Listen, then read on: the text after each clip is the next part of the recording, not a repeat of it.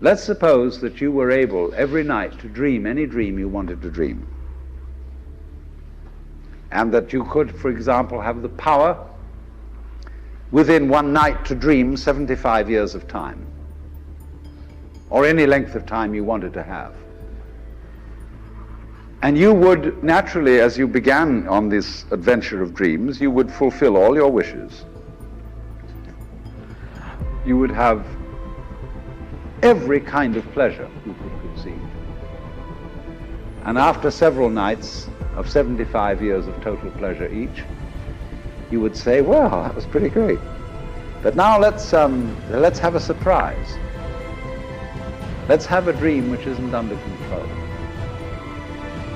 Well, something is going to happen to me that I don't know what it's going to be. And you would dig that and come out of that and say, wow, that was a close shave, wasn't it? And then you would get more and more adventurous, and you would make further and further out gambles as to what you would dream.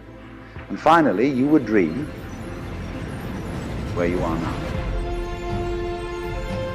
You would dream the dream of living the life that you are actually living today. That would be within the infinite multiplicity of choices you would have, playing that you weren't God. Because the whole nature of the Godhead, according to this idea, is to play that he's not. The first thing he says to himself is, man, get lost. Because he gives himself away.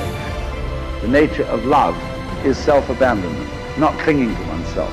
Throwing yourself out, as in, for example, in basketball, you're always getting rid of the ball. You say to the other fellow, have a ball, see? And that keeps things moving. That's the nature of life. So in this idea then, everybody is fundamentally the ultimate reality. Not God in a politically kingly sense, but God in the sense of being the self, the deep down basic whatever there is. And you're all that, only you're pretending you're not.